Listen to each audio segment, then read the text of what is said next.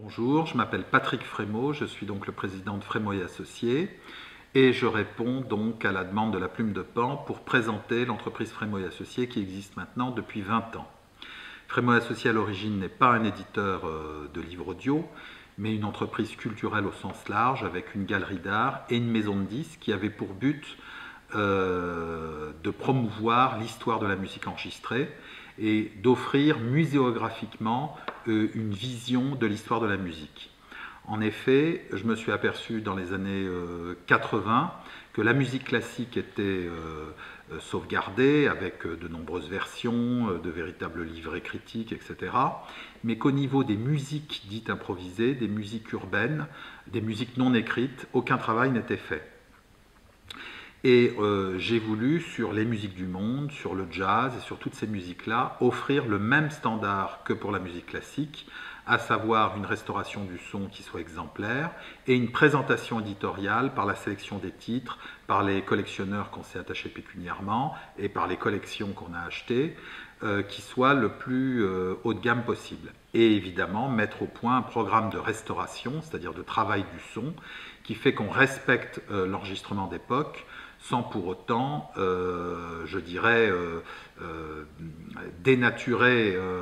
le son d'époque, mais tout en le faisant progresser le plus haut possible. Donc on a inventé des systèmes de restauration avec du travail de numérisation et après où on réchauffe le son au travers de préamplis à lampe.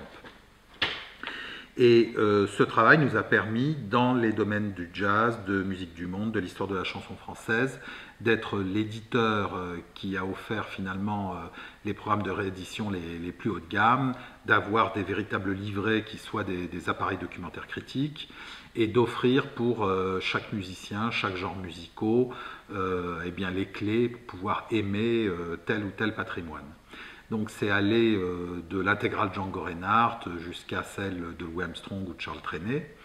et aussi tout un travail musicologique de réécrire l'histoire de la mondialisation au travers des migrations. Donc par exemple l'histoire de la musique indienne passée en Chine, en Europe de l'Est, qui va donner la musique gitane ou tzigane de Sainte-Marie de la Mer ou du Guadalquivir en Espagne. L'histoire du commerce triangulaire,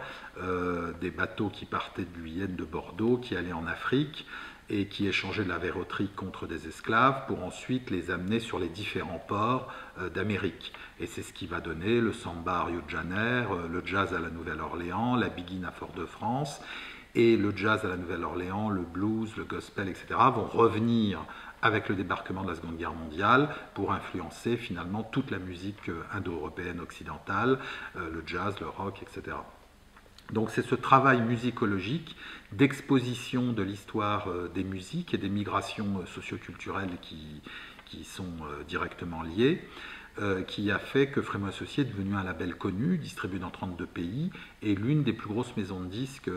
en France, et sans doute la plus primée, puisqu'on a eu plus de 800 distinctions pour à peu près 1200 références.